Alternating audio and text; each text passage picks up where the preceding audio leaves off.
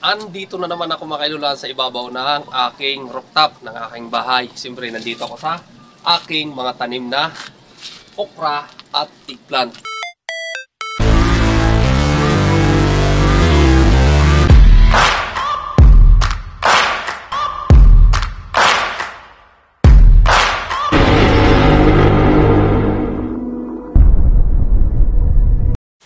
Namintas na rin ako ng bunga ng aking okra na tanim mga kailulan. At ito nga mga kailulan yung aking napitas. Kasi nga mga kailulan, medyo malalaki na.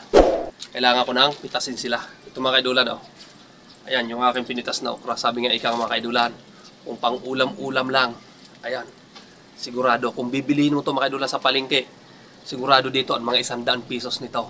Dahil sa sobrang mahal na talaga mga kailulan ng gulay ngayon. Kaya magiging masipag tayo. Papakita ko naman sa inyo mga kailulan yung aking tanim na eggplant na namumulaklak na. Ayan mga kailulan, oh. Tanim ko na eggplant na namumulaklak na. Ayan, makikita nyo yan, oh. Namumulaklak na mga kailulan yung eggplant or talong. Ito mga kailulan, oh. Yan yung mga kailulan. Natin yan.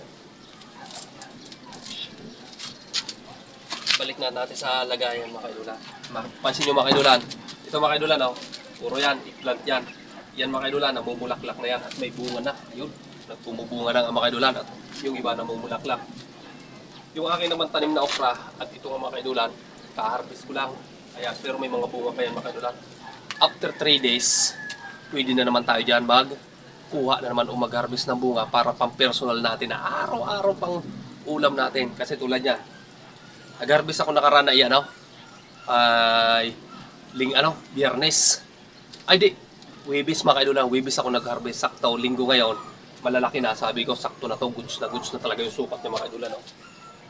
Ayan, akala nyo mga kailulan, matigas na yan. Hindi pa mga kailulan matigas yan. Kasi nga mga kailulan, yung aking tanim na okra mga kailulan, may, ano yan, parang hybrid siya mga kailulan. Ayan mga kailulan, oh. Sa mga nagtatanong nga pala kung ano raw ginagamit ko na dito, ang ginagamit ko mga kailulan na pampataba dito ay urea. Urea mga kailulan na abono. And then pampataba yung mga kailulan. Yung 14-14 naman mga kailulan, siya naman yun ay pampabunga.